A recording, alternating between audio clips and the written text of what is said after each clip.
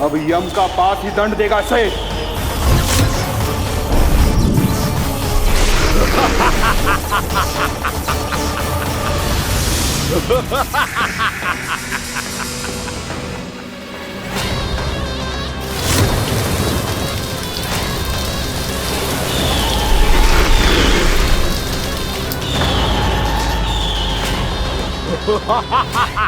तूने जल की धार को भले ही काट दिया हो दुष्ट, पर हिम में धार नहीं होती।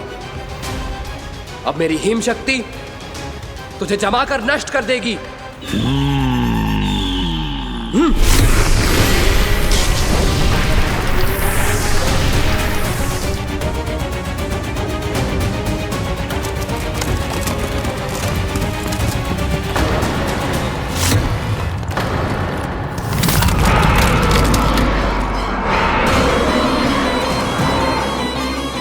चंद्र, वरुण, यम, अग्नि, इंद्र, तुम में से कोई भी इस योग्य नहीं है कि मुझे पराजित कर पाए और इस विष्णु अवतार की रक्षा कर पाए।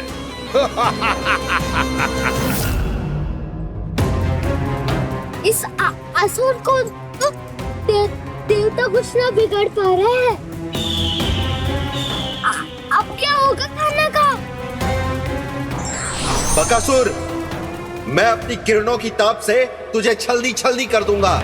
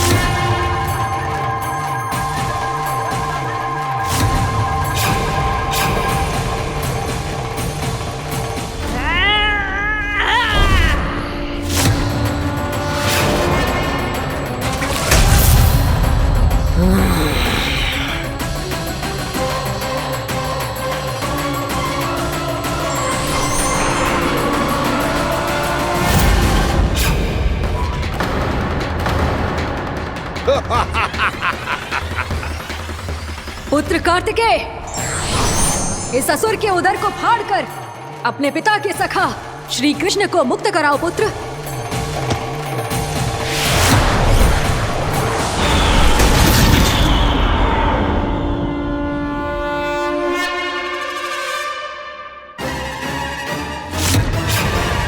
मैंने कहा था, तुम में से कोई भी मेरा बाल भी बांका नहीं कर पाएगा।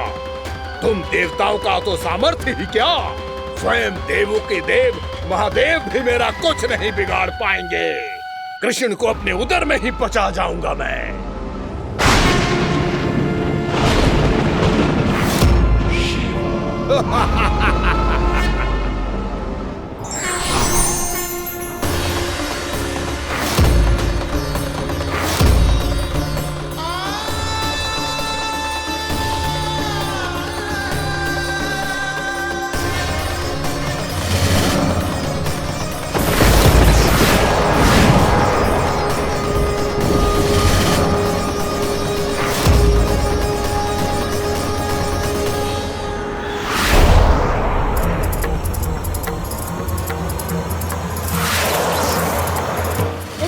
शिव शंकर का त्रिशूल है। एक ही बार में इस असुर का प्राण ले लेगा ये। हाँ, महादेव का त्रिशूल।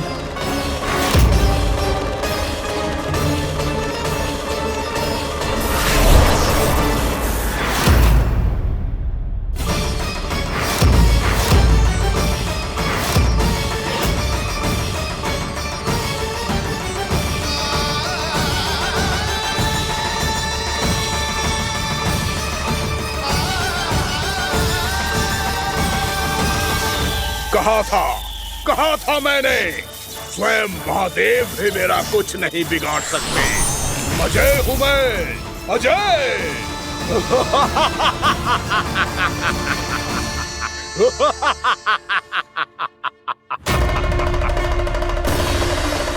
प्रभु, आपके त्रिशूल की महिमा तो अपरंपार है, तो फिर ये ठहर क्यों गया?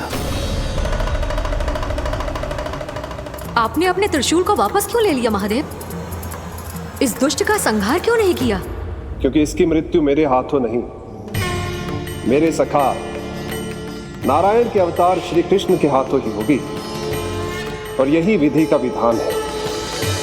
पर पिताजी, श्री कृष्ण तो इस असुर के उदर में फंसे हुए हैं, हम उन्हें मुक्त कैसे कराएंगे?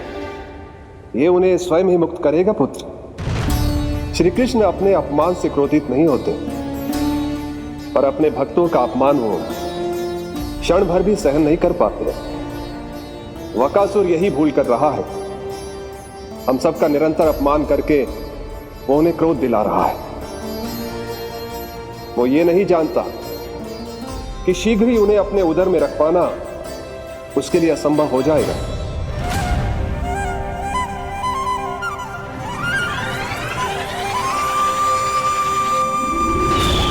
क्या हुआ महादेव? पराजित होकर भी मुस्कुरा रहे हैं। पर अब तो महादेव कहलाने के भी योग्य नहीं रहे आप। असफल देवताओं की इस अयोग्य सेना को लेकर चले जाइए यहाँ से। ना ये मेरा सामना कर सकते हैं और ना ही आप। मेरी शक्ति के सामने आप अक्षम हैं महादेव।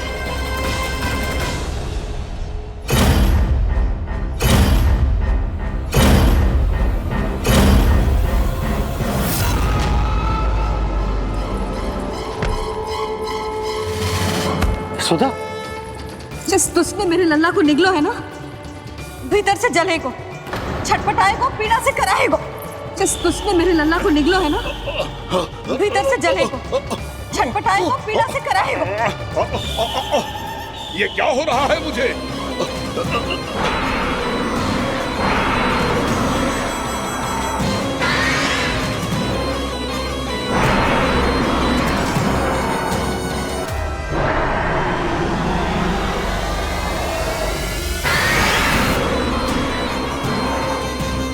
मुझे ऐसा क्यों लग रहा है जैसे भीतर से जल रहा हूं मैं?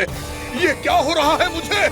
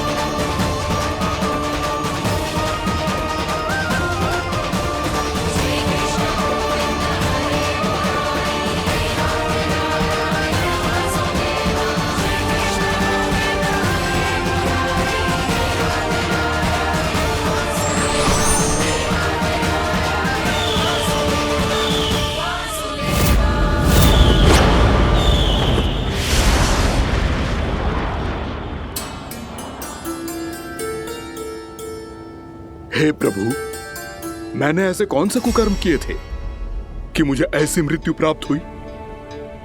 और ऐसे कौन से सुकर्म किए थे?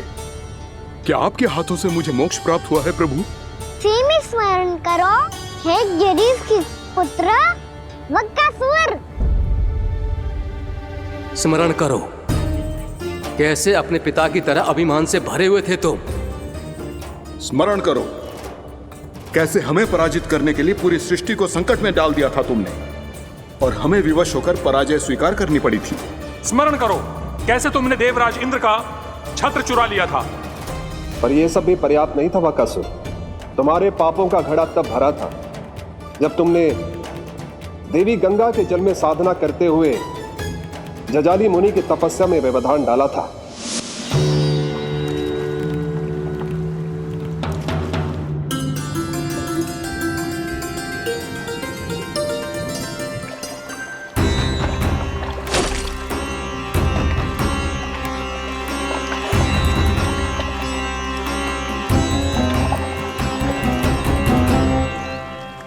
रुक क्यों गए चालक? नौका को आगे की ओर ले चलो। आगे बढ़ना उचित नहीं होगा महाराज। यहाँ से कुछ ही दूरी पर जालजली मुनि तपस्या कर रहे हैं। तो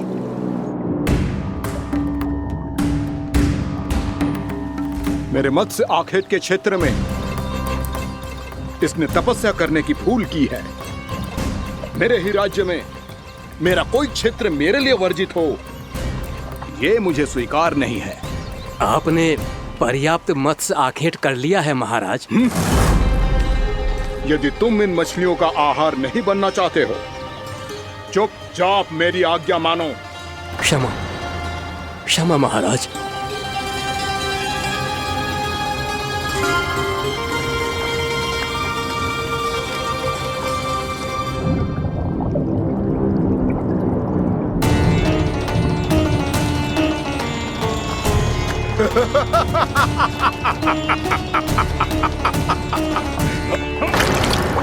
मुनिवर रक्षा कीजिए, रक्षा कीजिए मुनिवर, हमारे प्राण बचाइए मुनिवर, मुनिवर हमारे प्राण बचाइए।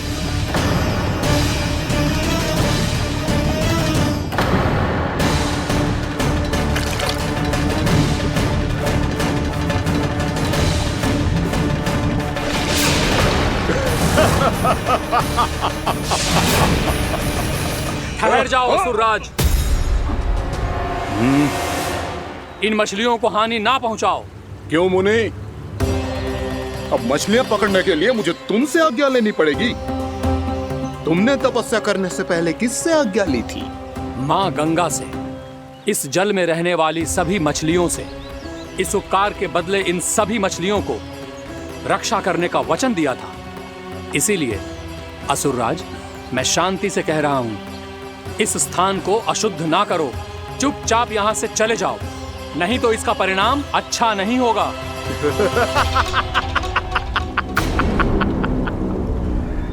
तुम जिन देवताओं की तपस्या कर रहे हो ना मुनि, उन्होंने भी मेरा कुछ नहीं बिगाड़ पाया था, और तुम मुझे धमकी देने का दुस्साहस कर रहे हो।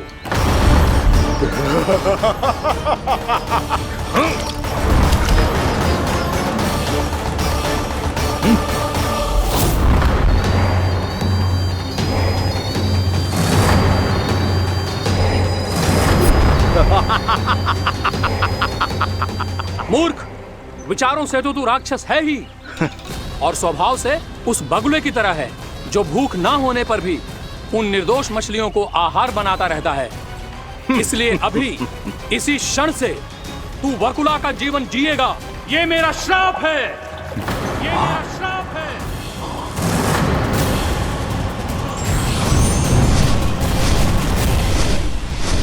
श्राप पाने के बाद तुम्हें आभास हुआ कि तुमने कितना बड़ा अपराध किया था, और तब तुम जजाली मुनि से क्षमा याचना करने लगे।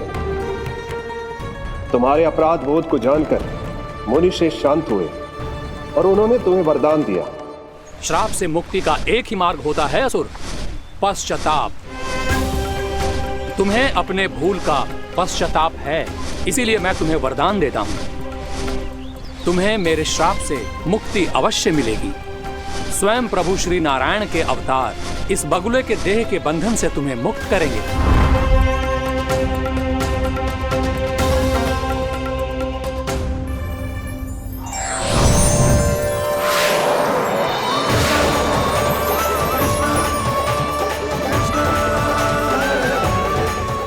स्वीकार करें प्रभु।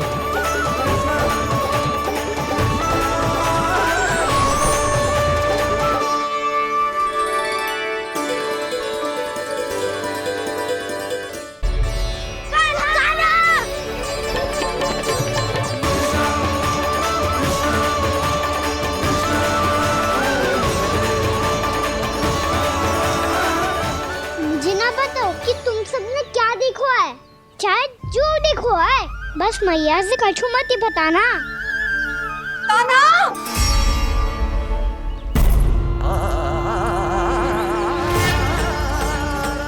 कान्हा! मेरा लल्ला!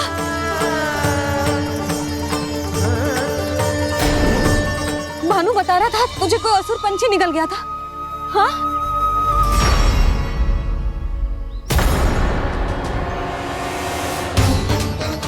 हे नारायण, ये क्या है?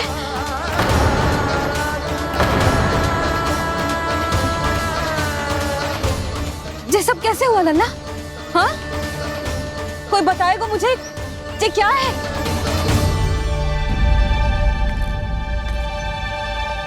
श्रीधामा, मधुमंगल, चिची को सब कुछ बता दो।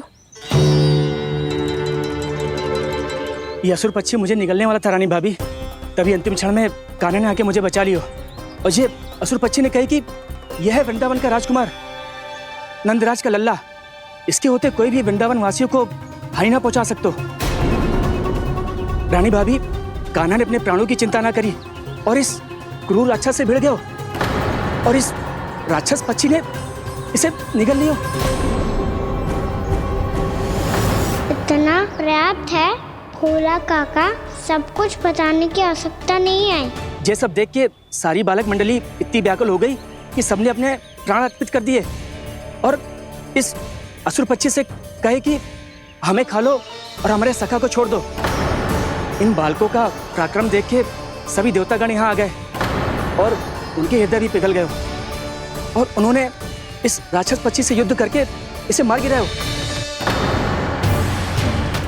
देवताओं के राजा इंद्र के वज्र का प्रहार तो मैंने अपनी आंखों से देखा है ताई जी। और फिर उसके बाद अग्निदेव ने अग्निवस्त्र का प्रहार किया।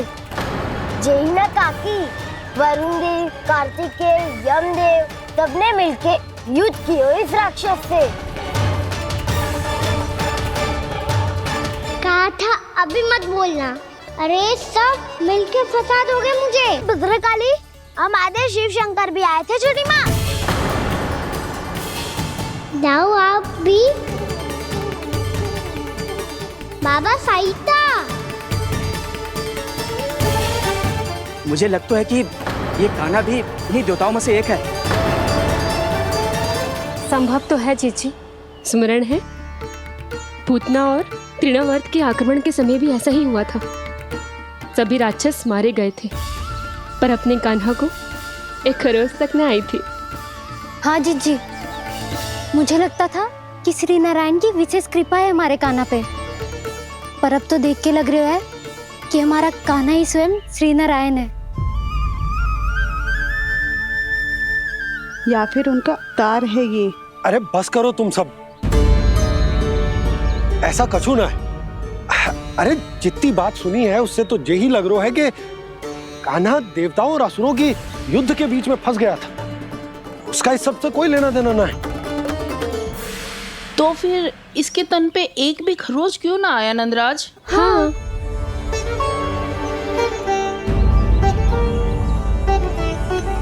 है काकी, खरच तो है। दिखा लल्ला।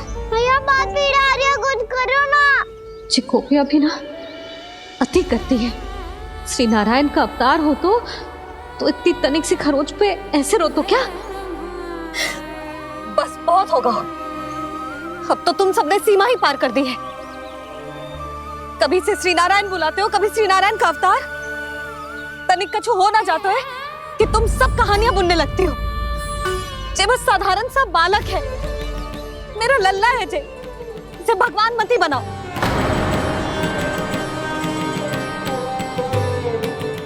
और तू, क्या आवश्यकता थी तुझे यहाँ आने की? हाँ? वो भी मुझे बिना बताए।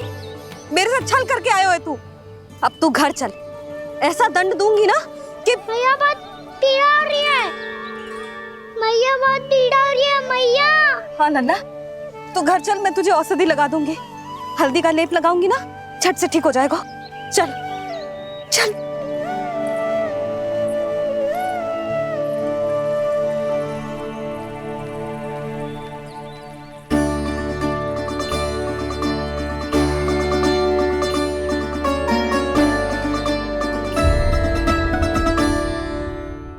बहुत पीड़ा हो रही है मैया। हाँ नन्ना, तू घर चल, मैं तुझे औषधि लगा दूंगी, हल्दी का लेप लगाऊंगी ना, झट से ठीक हो जाएगा। चल चल।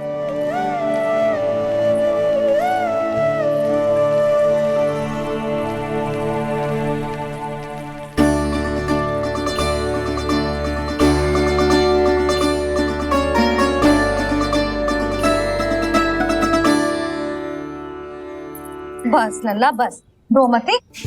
चल चल चल, आजा। अभी औषधि लगाऊंगी ना, तेरी सारी पीड़ा लुप्त हो जाएगी। आजा आजा, बैठ जा लल्ला। अभी आई मैं। हाँ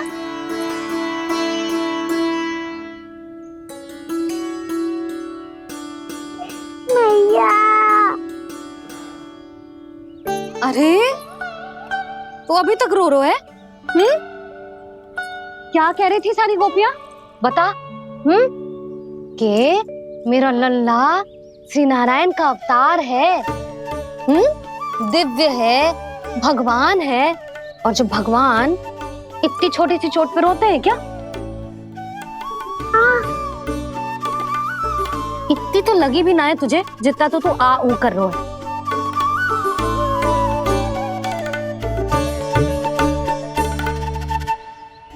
आओ ना करूंगो, आप ऐसे दुलार थोड़ी करोगी। ओहो, वृंदावन का गौपालक जो इतनी छोटी सी चोट पे रोता है ना, गोप बालकों का मुखिया इतनी छोटी सी चोट पे रोता है। मेरा लल्ला तो सबसे शक्तिशाली है, जो इतनी छोटी सी चोट तो क्या बड़े बड़े राक्षसों से भी ना घबराता है। हाँ, एक बार में सबको समाप्त कर देता है कि ना?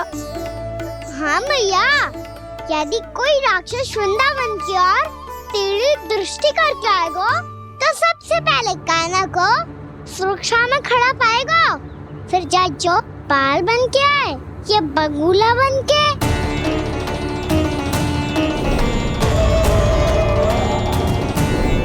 ना लल्ला, सोचो भी मती, वृंदावन की सुरक्षा करना तेरा दायित्व ना है।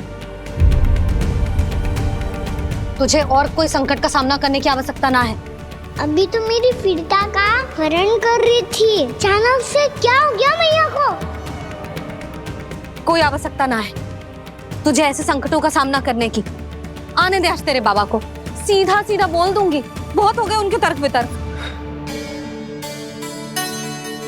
मेरा फूल सा लल्ला वन में अकेले गौचारण के लिए ना जाएगो। आज बगुले ने निकल लियो, कल कछु और हो जाए तो? नारायण ना करे, कहीं कछु ऊंच नीच तुझे कछु हो जाए तो? मैं तो जीते जी मर जाऊंगी।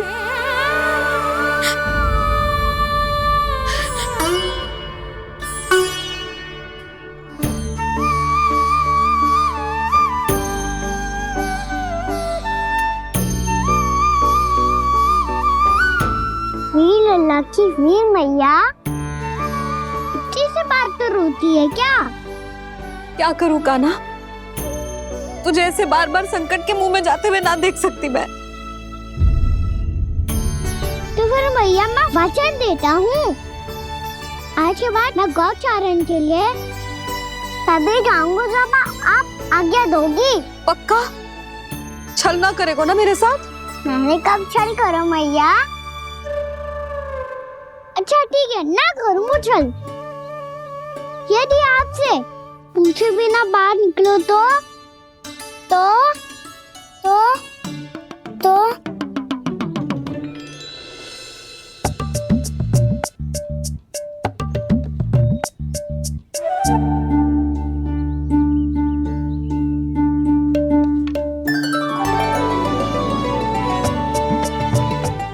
रही आपकी छड़ी और ये रही मेरी पीठ। चेक देना तापर तोड़। ठीक है, जब तूने अपना दंड निर्धारित कर ही लियो है तो सोच ले, अब अगर तूने मेरी बात ना मानी तो तोड़ तोड़ छड़ी पड़ेगी, समझ आई?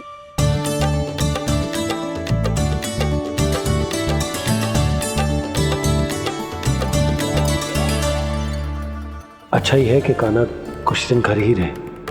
राजवन में जो हुआ है अवश्य कंस ने ही करवाए हुए वो सब।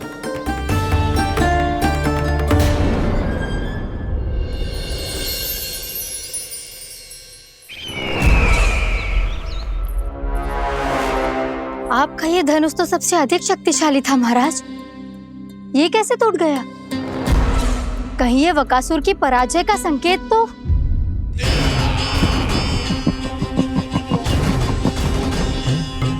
प्राप्ति, लगता है तुम्हें शुभ समाचार मिला नहीं। उस बकासुर ने उस विष्णु अवतार को जीवित ही निगल लिया है।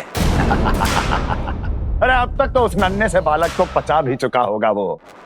उसके तन में रक्त बनकर वो विष्णु अवतार और उसकी शक्तियां दौड़ रही होंगी। क्षमा कीजिए महाराज।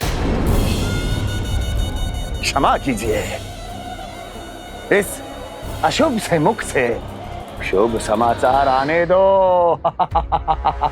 माथे के बल को ढीला करो, चेहरे पर मुस्कान लाओ और कहो, महाराज, वृंदावन में मातम फैल चुका है। मैं ऐसा ही करता महाराज, यदि सूचना सत्य होती तो।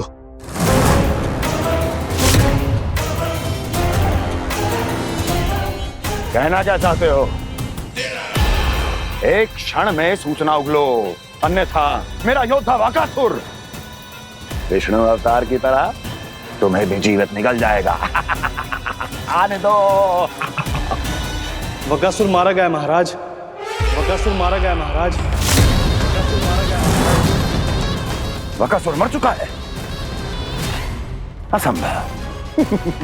असंभव। बकासुर ने उस बालक को निगल तो लिया था, पर उसकी सुरक्षा करने के लिए सभी देवता वहां प्रकट हो गए, पर फिर भी कोई बकासुर का सामना नहीं कर पाया। और फिर क्या हुआ? वो बालक स्वयं ही बकासुर के उदर से बाहर आ गया और उसकी चोंच तोड़कर उसकी हत्या कर दी।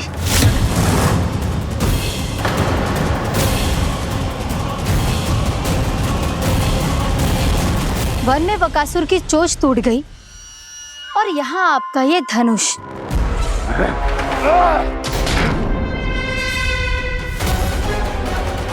केवल नहीं टूटा तो आपका ये भ्रम महाराज। क्षमा कीजिएगा महाराज, आपका भ्रम टूटना आवश्यक है। आवश्यक है आपको यह आभास होना कि उस विष्णु अवतार को पराजित करने के लिए आपके साधारण योद्धाओं में वो सामर्थ्य नहीं है। अच्छा सर, पूतना, तृणावर्त, बकासुर, ये सब साधारण नहीं थे प्राप्ति, साधारण नहीं थे। फिर तो ये और भी अधिक चिंता का विषय है महाराज, क्योंकि इसका अर्थ तो यही हुआ कि वो विष्णु अवतार कुछ अधिक ही असाधारण है और उसका सामना करने के लिए और उसे मिट्टी में मिलाने के लिए आपको एक ऐसे अस्त्र की आवश्यकता है जो उसके सामने ना झुके और ना ही टूटे।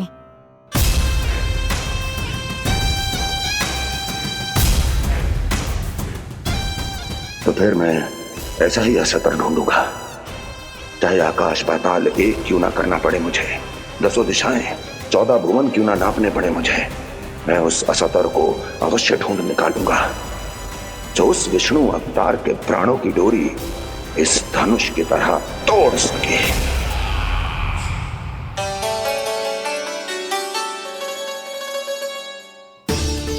थैंक्स पापा, मैंने मैया को वचन दिया है कि जब तक नहीं चाहेंगी मैं वन नहीं जाऊंगा। इसलिए आप मुझे मारने के लिए कोई शक्तिशाली असुर ढूंढने में व्यस्त रहो।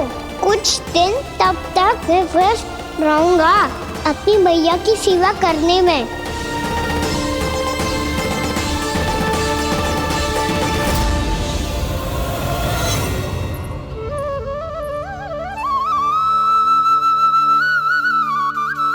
लो मैया, तुलसी जी को चढ़ाने के लिए जल।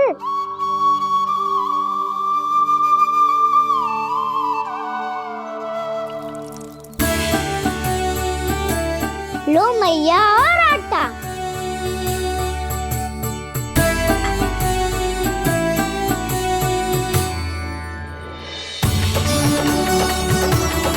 लो मैया, बेलन।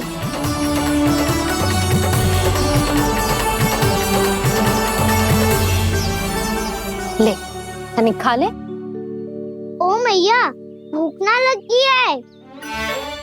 बिना भूख के खाने से क्या लाभ? और तेरा जब पेट तो कह रहा है कि उसे भोजन चाहिए, और लाभ कैसे ना लल्ला?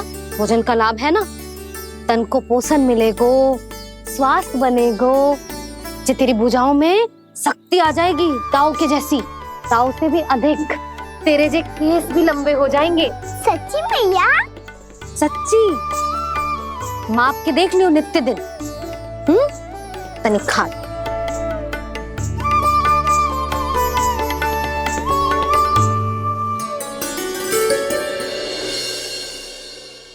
मान के मैया का कहना, छक के भोजन खाते हैं, नित्य मापते भुजा केश, पर ज्यों का त्यों ही पाते हैं।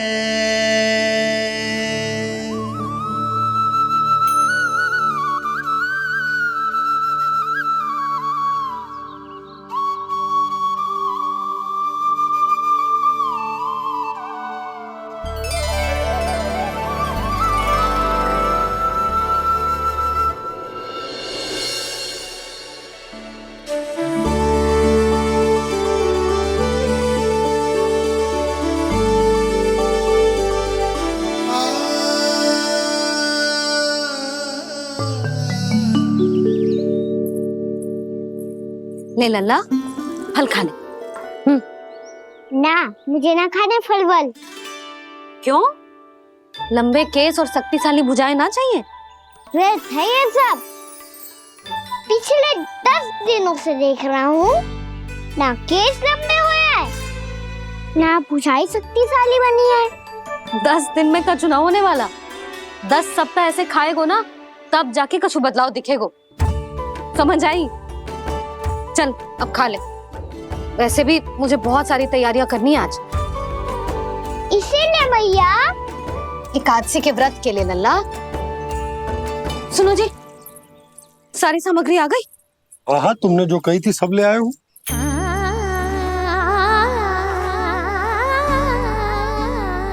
इसमें नारियल तो है ही ना, उसके बिना मैं एकादशी की पूजा कैसे करूंगी? यशोदा, मैंने भोला से कह दिया, वो लेकर आते ही होगा। घबराओ मत। कैसे ना घबराओ जी, आपको पता है ना एकादशी का व्रत मेरे लिए कितना महत्वपूर्ण है। पता है। अरे इसमें तो दिए भी ना है। दिए ना है? अब मैं अभी लेकर आता हूँ। आप रहने दो, मैं ही लेके आती हूँ। भक्त भोला राम के यहाँ से है? भक्त भोला राम? मेरा अर्थ है कुमार भोला यहाँ के यहाँ से। हाँ हाँ, वो ही।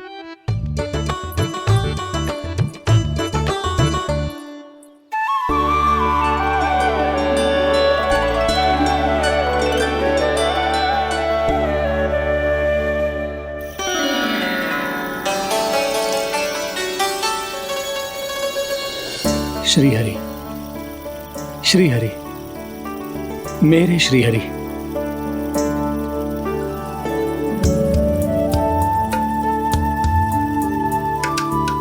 मेरे श्रीहरि। भोला राम, मेरी मटकी तैयार है? मेरे श्रीहरि। मेरे श्रीहरि।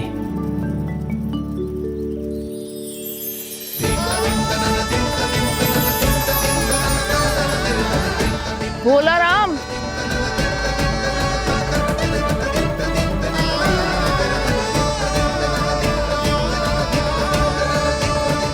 भोला काका, ओ भोला काका।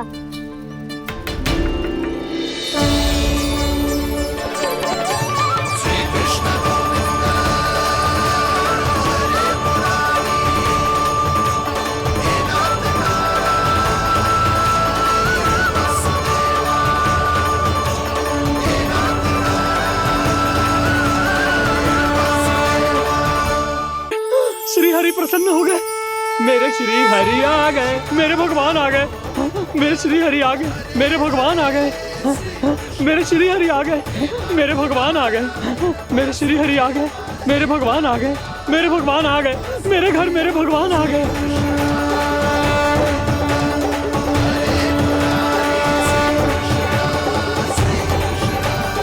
मेरे घर आ गए, मेरे श्री हरि आ गए। हाँ, मेरे श्री हरि आ गए। जे तो बावले थे ही, अब बालकन को भी साथ में मिला लिए। उज्जवल क्या कर रहा है? अरे ठहर जा भोला।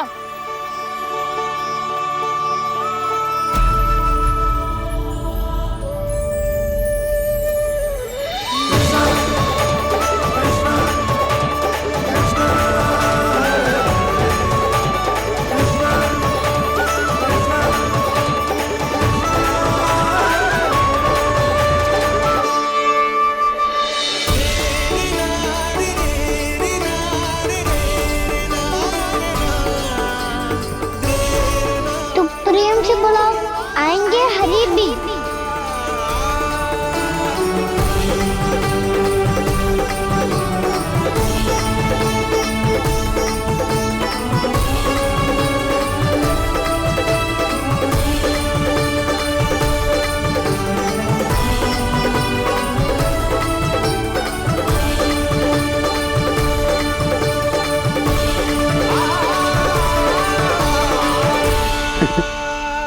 क्या वो गाना? किसकी धुन में झूम रहा तू? निर्मल निशा भक्ति की धुन में।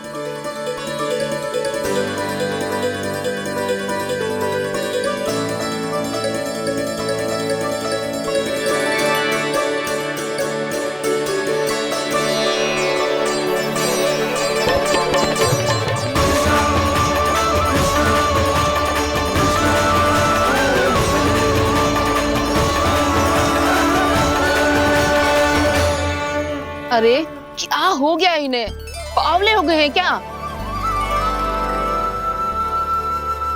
ठहरो, कोई आवश्यकता ना है ऐसे बावलों की तरह नाचने की।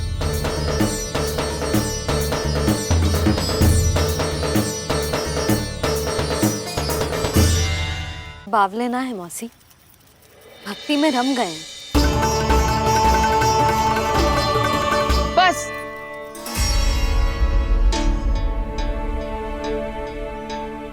हम सब कब से खड़े हैं यहाँ, पर तुम्हें कुछ ध्यान ही रहा है।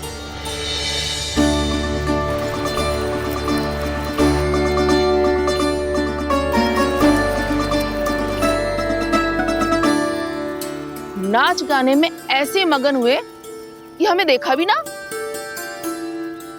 मुझे नाचते हुए देख मेरे श्री हरि को इतना आनंद आ रहा था कि मैं अपने आप को रोक नहीं सका। और वैसे भी मेरे जन्म का एकमात्र उद्देश्य है श्री हरि की सेवा करना, श्री हरि को प्रसन्न करना। तुम बावले हो भोला राम, या हमें बावला बना रहे हो? श्री हरि और तुम्हें देख रहे हैं? हाँ, अभी वो यहीं थे, देख रहे थे। भोला काका, आपने भी ना अति कर दी। अब हमें भी बताओ तनी, कहाँ थे श्री हरि?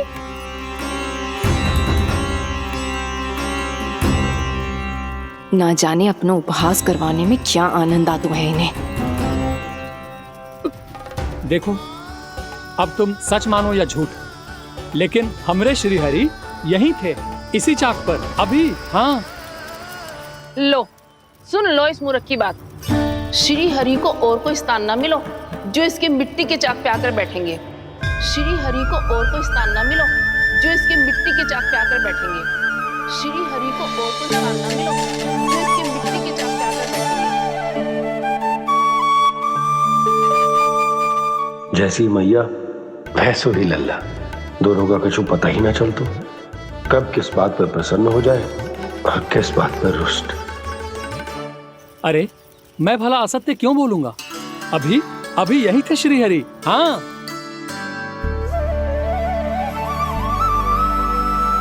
हाँ, जैसे श्री हरि को तो कोई कार्य है ही ना, वो तो आतुर होके बैठे रहते हैं कब तुम हरि हरि बुलाओ और वो दौड़े चले आए।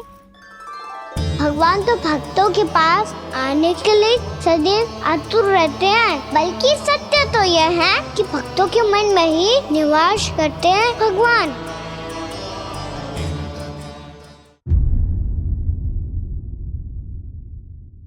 मैं भला असत्य क्यों बोलूंगा?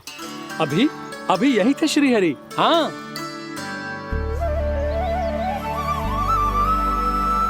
हाँ, जैसे श्री हरि को तो कोई कार्य है ही ना, वो तो आतुर होके बैठे रहते हैं कब तुम हरि हरि बुलाओ और वो दौड़े चले आए।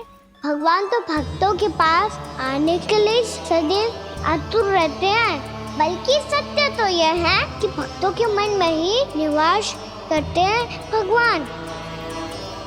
भगवान तो भक्त के पास आने के लिए सदैव ही आतुर रहते हैं शंकरी मौसी।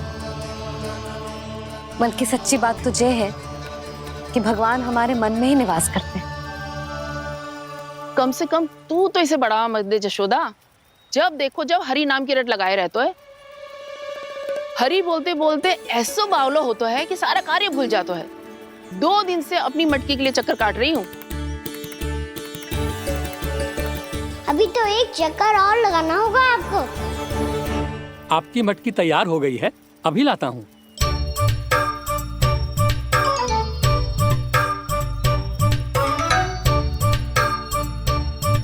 लो जी मटकी।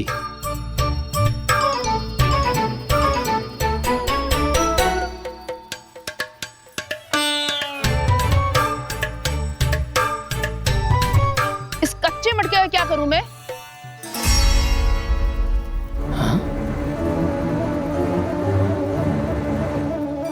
पर इसे तो मैंने भट्टी में पकाया था। अब तू ही देख ले कितना ध्यान रहता है इस कार्य पे। और कह तो है कि श्री हरि आते हैं इससे मिलने। हाँ, आते हैं और आगे भी आएंगे हमारे श्रीहरि हमसे मिलने। और आके मोक्ष देंगे, है ना? मांगूंगा तो मोक्ष भी दे देंगे, मांगूंगा तो मोक्ष भी दे देंगे, मांगूंगा तो मोक्ष भी दे देंगे। अभी तो ये बता कि तू मुझे मेरी मटकी कब देगो? और मेरी मांग कब पूरी करोगे भोला राम जी? मेरो घड़ा मेरे दिए तो तैयार है ना? कल एकादशी की पूजा और व्रत के लिए। एकादशी का व्रत? हाँ, एकादशी का व्रत। इसे करने से श्री हरि बहुत प्रसन्न होते हैं। अच्छा, फिर तो अभी लाया।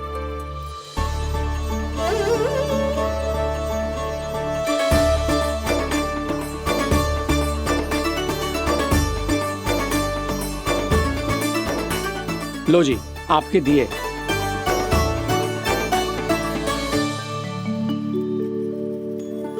और जो हमने मांगा है वो? बाकी सब शेष द्वादशी के दिन मिलेगा, क्योंकि कल मैं भी एकादशी का व्रत रखूंगा, क्योंकि कल मैं भी एकादशी का व्रत रखूंगा, क्योंकि कल मैं भी एकादशी का व्रत रखूंगा।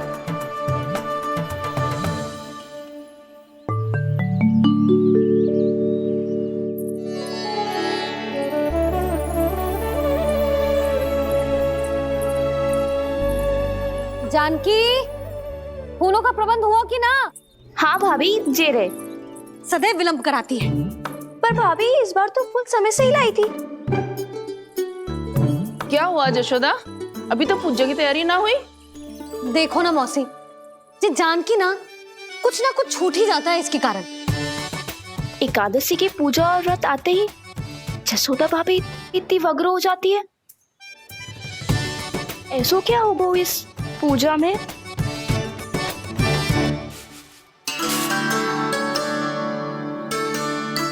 ये थाली में रोली चंदन रखने से, दिया जलाने से के होगो?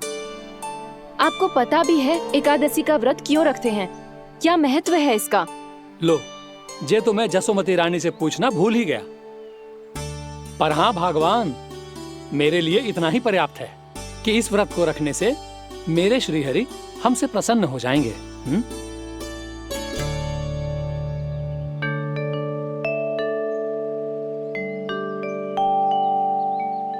नारायण ही जाने ऐसे कैसे पूजा करते हैं जे श्री हरि की एक मूर्ति तक ना है इनके पास।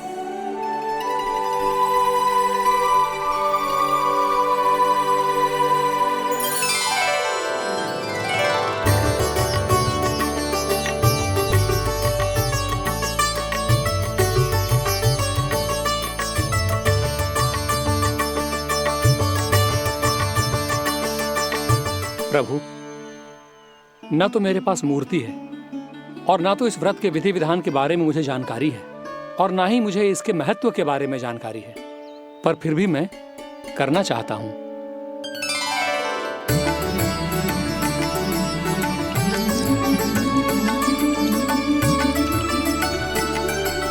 इसीलिए मैं दृढ़ संकल्प लेता हूं, पूरी निष्ठा के साथ, श्रद्धा के साथ और पूरी आस्था के साथ मैं इस व्रत को संपन्न करूंगा।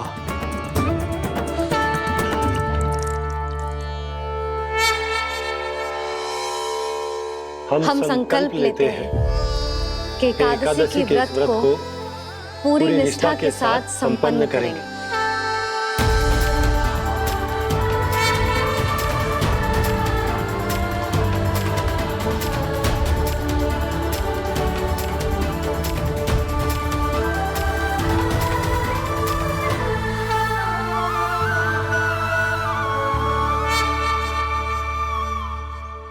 तुलसी जी के पत्ते तो हैं ही ना। श्री नारायण को तुलसी जी के पत्ते के बिना भोग ना चढ़तो है। जानकी, तुलसी के पत्ते कहाँ हैं? भाभी, मैं तो कब से यही पूछना चाह रही थी कि तुलसी के पत्ते लाऊं क्या, पर आप तो व्यस्त थी ना। तुझे कितनी बार समझाओ है ना, यदि तेरे कछु करने से किसी और की कोई हानि ना हो रही हो या किसी के अच्छे कार्य में सहायता हो रही हो तो मुझसे आज्ञा लेने की आवश्यकता ना है। समझ गई भाभी, आगे से जाना उनको। ले अभी लेकर आती हूँ।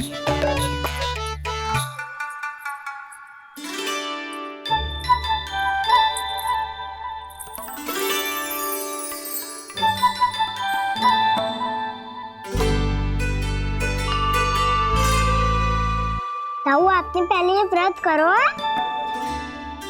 आपको इसका महत्व पता है? भाभी चलो। जानकी, तुमने ये व्रत करो है? फिर तुमको इसका महत्व पता है? सुमति जी, आपको पता है इसका महत्व?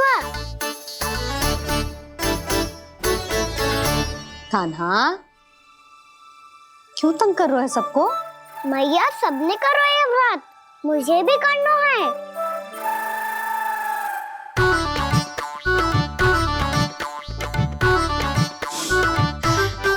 ये व्रत केवल बड़ों के लिए होती है लल्ला। जब आप ये व्रत कर सकती हो, बाबा कर सकते हैं, ये सारी गोपियां कर सकते हैं, वो भी कर सकते हैं, तो मैं क्यों ना कर सकता? क्योंकि तू कल तक भूखा ना रह पाएगा लल्ला। जब भक्त रह सकते हैं, फिर मैं क्यों नहीं रह सकता? मेरा अर्थ है कि नारायण के भक्त मैया। मैया, मान जाओ ना, मुझे करने दो ना ये व्रत। अपनी लल्ला पे आप विश्वास ना है आपको? विश्वास है। अच्छा ठीक है, तू भी कर ले।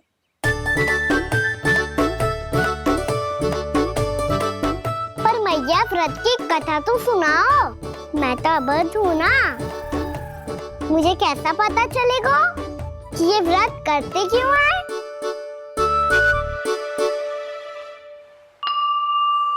प्रभु, मुझ अबोध को कैसे पता चलेगा कि इस व्रत का क्या विधि विधान होता है और क्यों रखा जाता है और इसका महत्व क्या होता है? मुझे तो आप ही बता सकते हैं प्रभु। जब व्रत कर रहे हैं तब उसका महत्व भी पता होना चाहिए ना। बताओ ना मैया, क्यों रखते एकादशी का व्रत? इसके लिए तो तुझे एकादशी की कथा सुननी होगी। सुनेगो ना?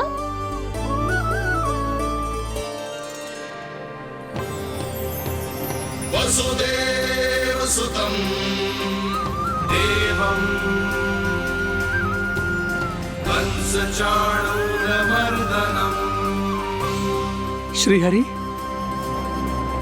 यशोदा परमानंदम् कृष्णं वन्दे जगद्गुरुम्। वाह प्रभु, अपने भक्तों को एकादशी व्रत का महत्व समझाने का अच्छा उपाय खोज निकाला है आपने।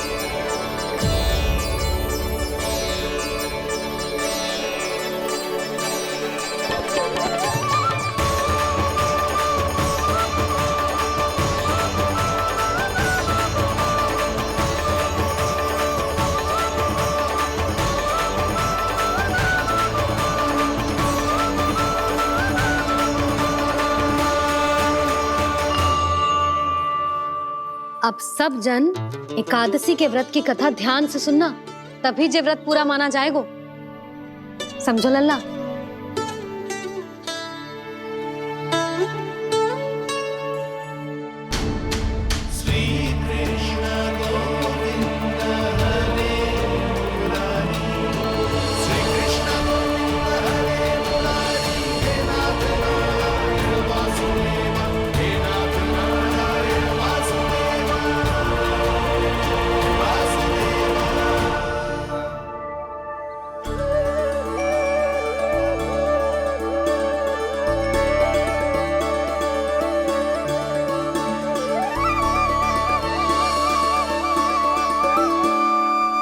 सतयुग में चंद्रावती नाम के नगर में मूरा नाम का एक असुर राज्य करता था। ओम ब्रह्मदेवाय नमः। ओम ब्रह्मदेवाय नमः। ओम ब्रह्मदेवाय नमः। ओम ब्रह्मदेवाय नमः।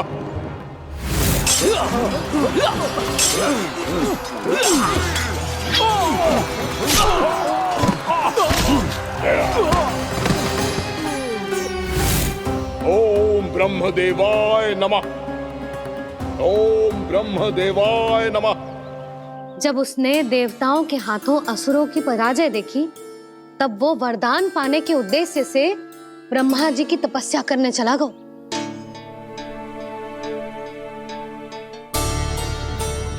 शीघ्र ही मूरा की तपस्या सफल हो गई और ब्रह्मदेव जी उससे प्रसन्न हो गए। ओम ब्रह्मदेवाय नमः। ओम ब्रह्मदेवाय नमः। ओम ब्रह्मदेवाय नमः। ओम ब्रह्मदेवाय नमः। ओम ब्रह्मदेवाय नमः। ओम ब्रह्मदेवाय नमः। ओम ब्रह्मदेवाय नमः। ओम ब्रह्मदेवाय नमः। मूरा, प्रणाम ब्रह्मदेव। तुम्हारी तपस्या सफल हुई। बोलो, तुम्हें क्या वर चाहिए? सृष्टि के रचयिता ब्रह्मदेव, कृपया मुझे ऐसा वरदान दीजिए जिसकी सहायता से मैं त्रिलोकी विजयी बन जाऊं और कोई देवता मुझे पराजित ना कर सके। यहाँ तक कि देवताओं के रक्षक, सृष्टि के संचालक भगवान श्री विष्णु के लिए भी मैं अपराजय रहूं। तथास्तु, तथास्तु, तथास्तु। प्रणाम ब्रह्मदेव।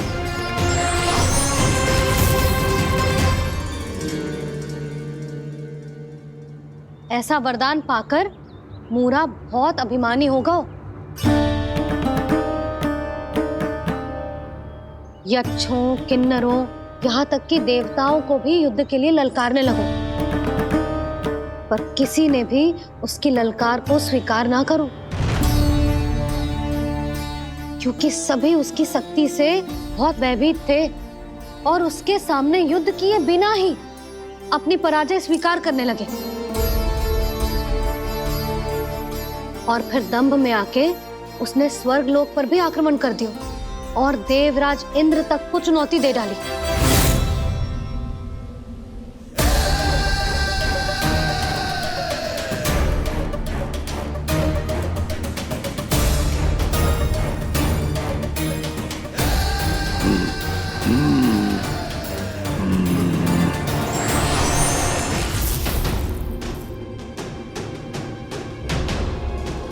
मैं प्रतीक्षा कर रहा हूं देवराज, क्या उत्तर है तुम्हारा?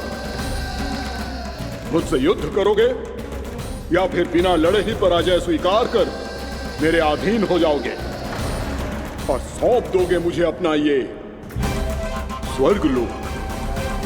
सारी शक्ति तुम्हारे मुख में है या कुछ बाहुबल भी है तुम्हारे पास?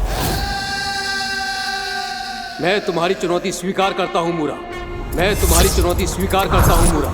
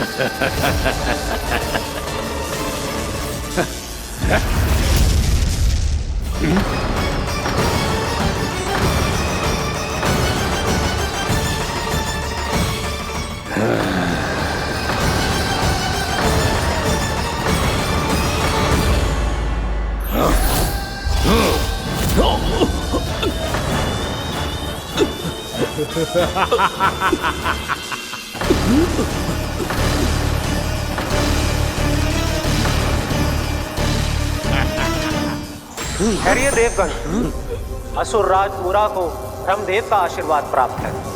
आप में से कोई भी इन्हें पराजित नहीं कर पाएगा।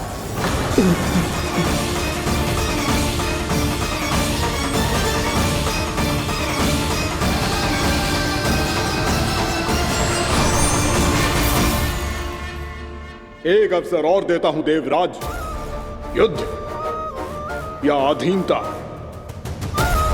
क्या उत्तर है तुम्हारा देवराज?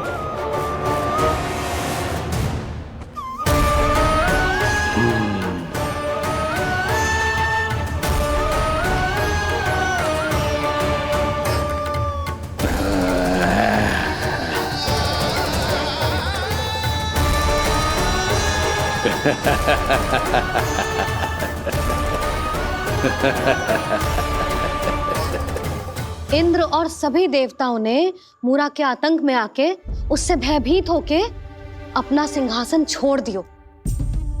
अब मूरा स्वर्ग का अधिपति बन गयो और शीघ्र ही उसने अन्य सभी असुरों को स्वर्ग में निवास करने के लिए आमंत्रित कर दिया और इस प्रकार से वो धीरे धीरे तीनों लोकों का सम्राट बन गया। उसे किसी ने रोका नहीं मैया? ना लल्ला, इतना साहस किसी में था ही ना। और फिर ये निश्चित करने के लिए कि भविष्य में किसी और असुर की मृत्यु ना हो, वो यमराज पे भी विजय प्राप्त करने के लिए यमलोक की ओर प्रस्थान कर दियो। वो तो अपने आप को और सभी असुरों को अमर बनाना चाहता था। पर देवता और यमराज भी उसकी ये योजना समझ गए थे। इसीलिए उसके आने से पहले ही सारे देवताओं ने श्री नारायण से सहायता के लिए गुहार लगाई। अब केवल आप ही कुछ कर सकते हैं प्रभु। अभी तो मूरा केवल त्रिलोक का स्वामी है, और यदि उसने यमलोक भी जीत लिया तो वो जीवन को ही नियंत्रित नहीं करेगा प्रभु, वो मृत्यु का भी स्वामी हो जाएगा। ऐसे में पहले सृष्टि का संतुलन तो नष्ट होगा प्रभु, और फिर स्वयं सृष्टि ही नष्ट हो जाएगी। ऐसा नहीं होगा यमदेव, नियति ऐसा होने ही नहीं देगी। विधि रचेगी खेल और मैं बनूंगा माध्यम। असुर राज मुरा का सामना मैं करूंगा। बस आप मुझे चुनौती देने के लिए उसे तैयार कर लीजिए, चाहे उसके लिए आपको साम दाम दंड भेद कोई भी उपाय क्यों ना अपनाना पड़े।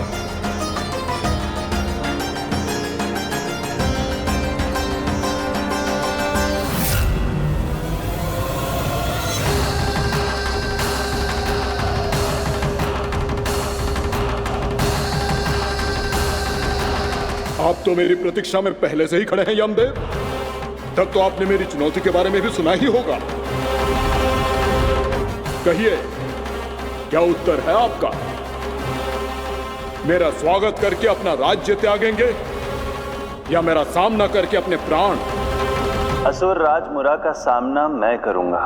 बस आप मुझे चुनौती देने के लिए उसे तैयार कर लीजिए, चाहे उसके लिए आपको साम दाम दंड भेद कोई भी उपाय क्यों ना अपनाना पड़े।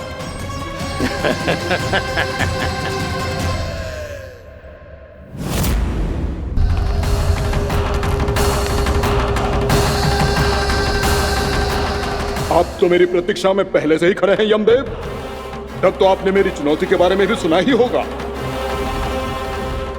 कहिए, क्या उत्तर है आपका? मेरा स्वागत करके अपना राज्य त्यागेंगे या मेरा सामना करके अपने प्राण?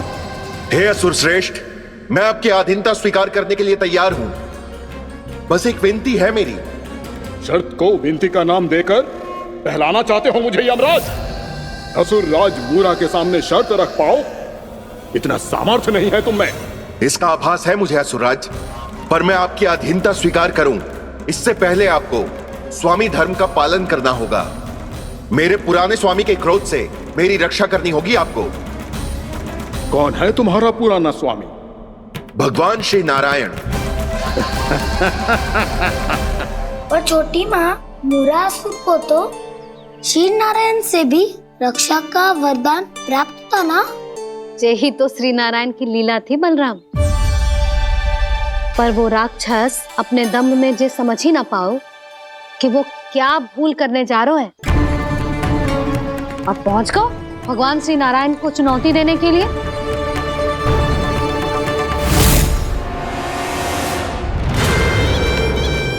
वहीं ठहर जाओ असुर राज मुरा।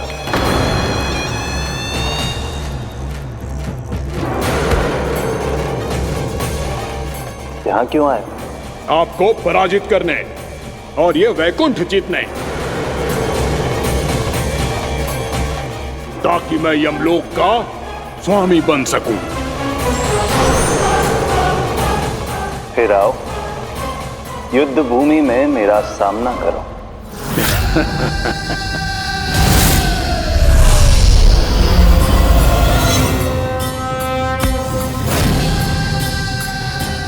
ये नहीं जानते कि इनसे ना हारने का वरदान तो मैं पहले ही प्राप्त कर चुका हूं। इसलिए युद्ध ठीक से आरंभ हो पाए उससे पहले ही इन्हें जीत लूंगा मैं।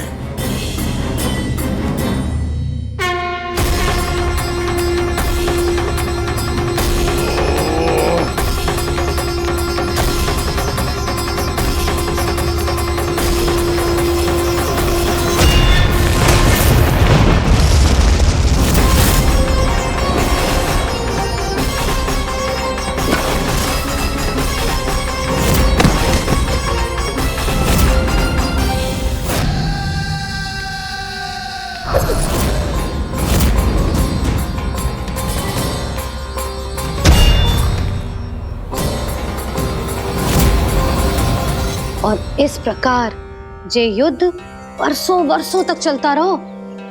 दोनों योद्धा पूरे ब्रह्मांड में अनेक अस्त्रों शस्त्रों के साथ युद्ध करते रहे।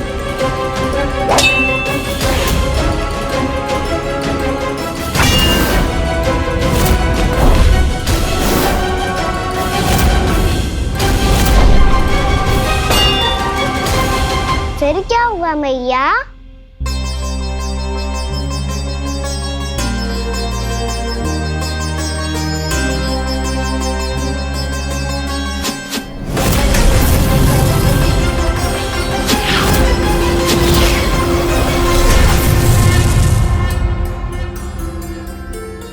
उस युद्ध को कभी समाप्त हुआ हो, पर कैसे? शीघ्र ही वो राक्षस थक गए लल्ला।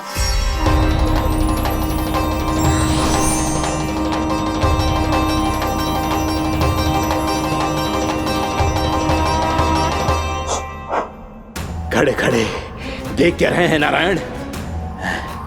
आक्रमण कीजिए, वध कर दीजिए मेरा।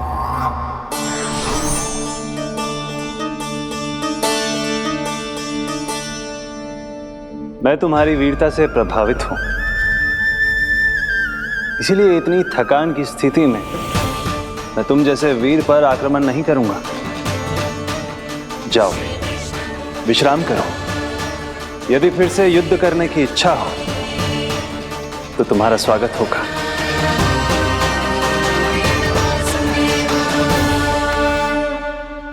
जे कह के श्री नारायण बद्रिका आश्रम चले गए और वहां हिमवत नाम की एक कंदरा में ध्यान लगा के बैठ गए। उधर वो राक्षस विश्राम करने लगो। अनेकों दिन बीत गए और अब वो राक्षस मूरा फिर से स्वस्थ होके बलवान हो गया था। उसने अपनी सारी शक्ति फिर से प्राप्त कर ली थी। श्री नारायण ने उस पर दया करी थी, पर वो फिर से श्री नारायण को छलने को तैयार होगा।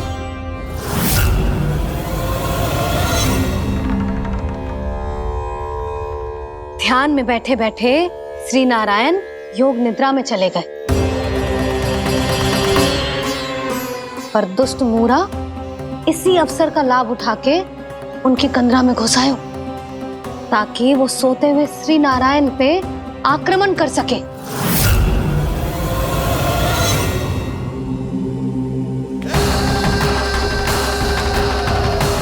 आज इस लंबे युद्ध को जीतकर अपने इस अंतिम शत्रु का भी अंत कर दूंगा मैं।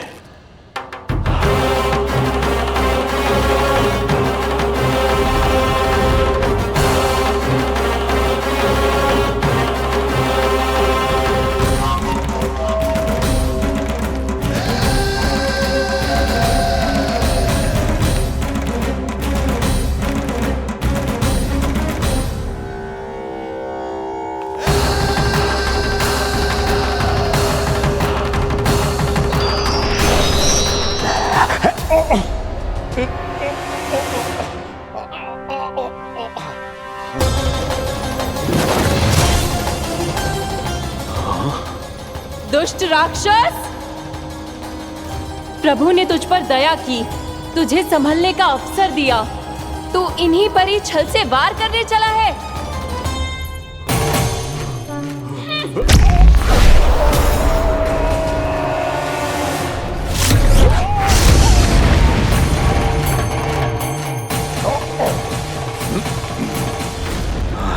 मैं अजय हूँ, मुझे कोई पराजित नहीं कर सकता। ब्रह्मा का वरदान है मुझे। तूने नारायण से अपराजय होने का वरदान मांगा था मूर्ख, उनकी शक्ति से नहीं। ध्यान से देख, मैं तेरी मृत्यु हूँ, मृत्यु।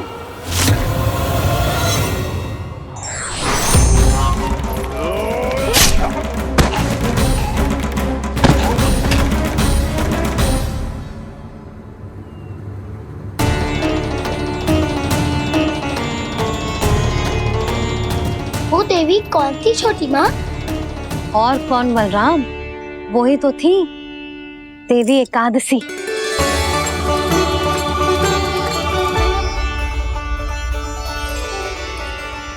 मुझे क्षमा कीजिए प्रभु, आपकी आज्ञा के बिना ही युद्ध करके आपके शत्रु को मृत्यु के घाट उतार दिया। क्षमा नहीं, आपकी तो प्रशंसा होनी चाहिए देवी। असुर राज को मारकर आपने सभी देवताओं को मुक्त करवाया है। इस पापी के अहंकार से तीनों लोकों की रक्षा की है आपने। आप एकादशी की तिथि पर मेरी एकादश इंद्रियों से उत्पन्न हुई हैं। इसीलिए मेरे सभी भक्त आपको उत्पन्न एकादशी के नाम से जानेंगे। सभी तिथियों में आपका स्थान सर्वश्रेष्ठ होगा। जिस तरह आपने राक्षस के आक्रमण से मेरी रक्षा की है, उसी प्रकार एकादशी के दिन व्रत करके जो भी भक्त आपकी कथा सुनेगा, मैं स्वयं उसकी रक्षा करूंगा। जो आपकी पूजा करेगा उसे मेरी विशेष कृपा प्राप्त होगी और उसके साथ साथ उसे मिलेगा धन, सिद्धि और मोक्ष।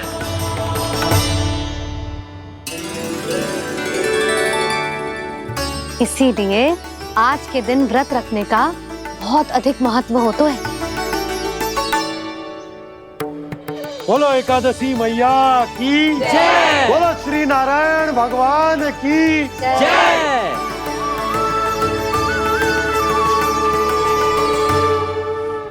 प्रभु की कृपा से एकादशी का महत्व भी पता चल गो और मेरा व्रत भी सफल हो गो।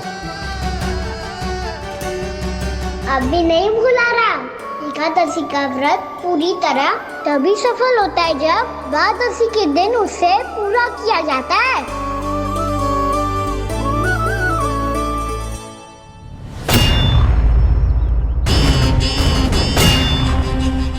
आवश्यक है आपको यह आभास होना कि उस विष्णु अवतार को पराजित करने के लिए आपके साधारण योद्धाओं में वो सामर्थ्य नहीं है। वो विष्णु अवतार कुछ अधिक ही असाधारण है।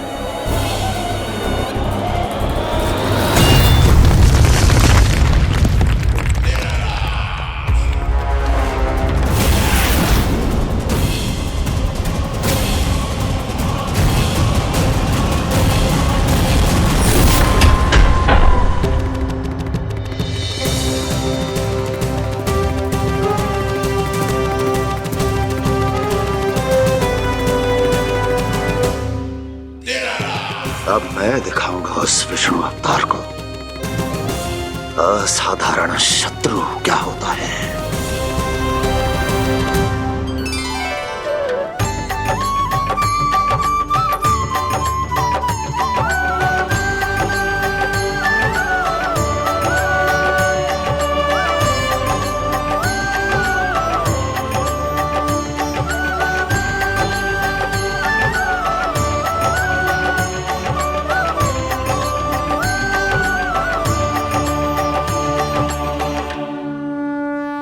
मामा अधीर हो रहे हैं, पर मैया ने मुझे अभी तक बाहर जाने की आज्ञा नहीं दी है।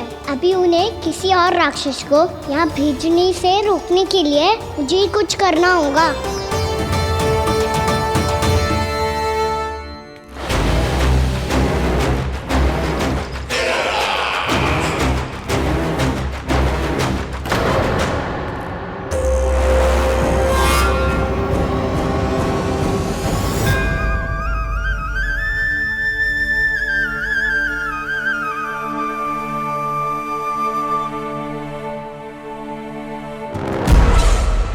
कौन हो तुम? बचपन से ही मुझे मारने का सपना देख रहे हैं, फिर मुझे ही नहीं पहचानते।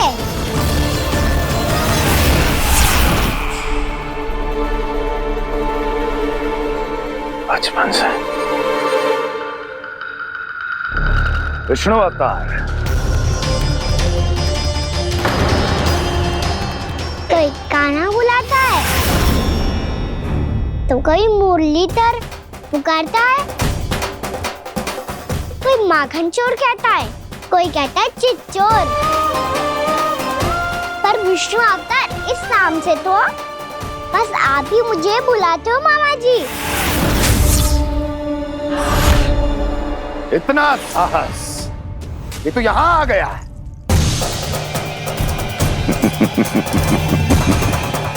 यहां आ तो गया तू विष्णु अवतार, किंतु यहां से जीवित नहीं जाएगा। तेरे इस शीश को तेरे धड़ से अलग कर दूंगा मैं।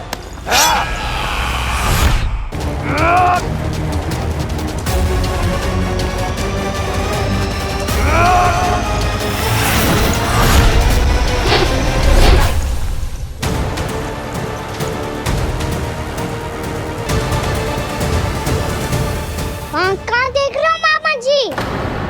मैं तैयार हूँ।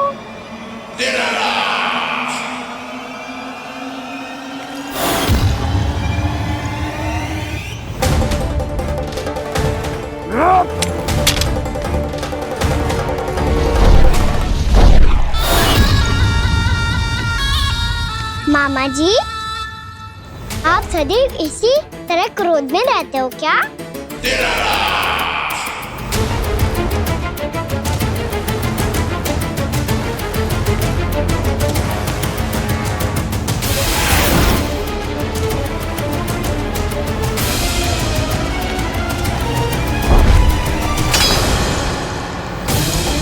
छोड़, छोड़ मेरी तलवार को। छोड़ो तो तब जब पकड़ा हूँ।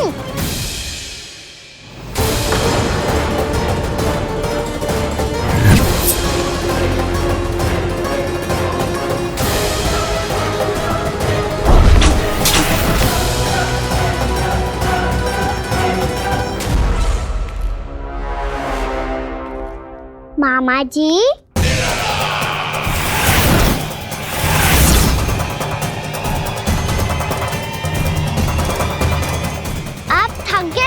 थोड़ा विश्राम कर लो। आपका तो पता नहीं, मैं अवश्य थक गया हूँ।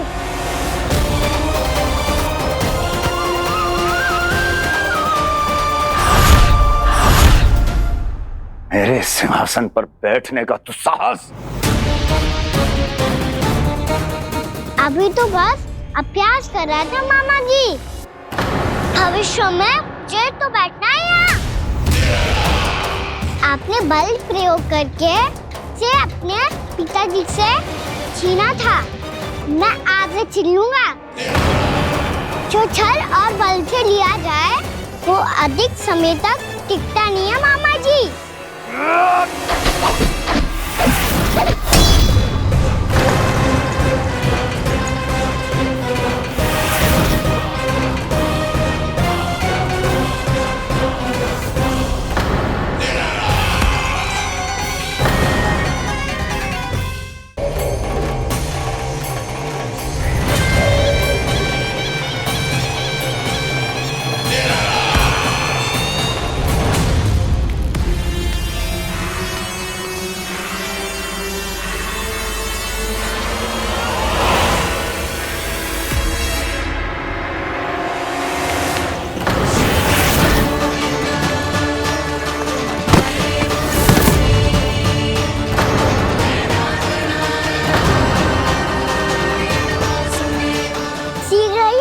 सिंहासन छोड़ना होगा।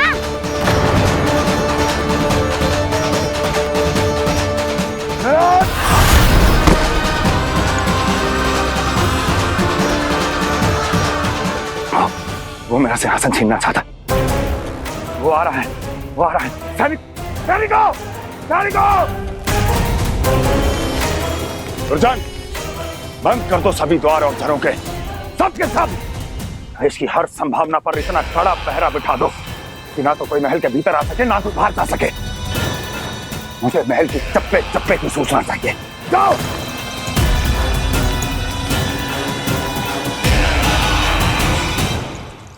सिंहासन।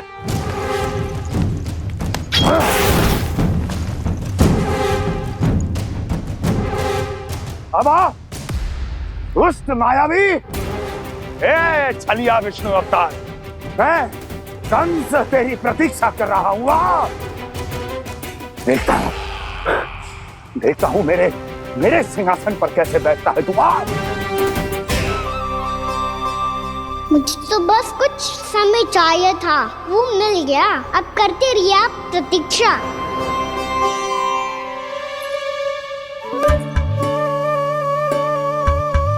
जी अपने आप से बातें क्यों कर रहे हो जी?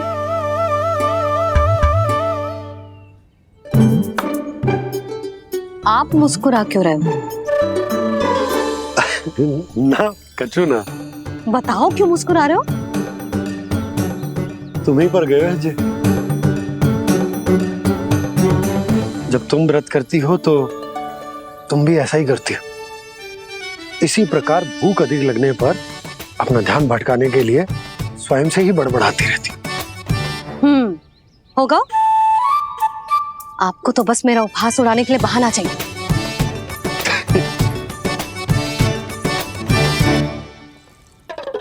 लल्ला भूख लगी है? ना मैया, व्रत करे तो भूख कैसे लगेगी?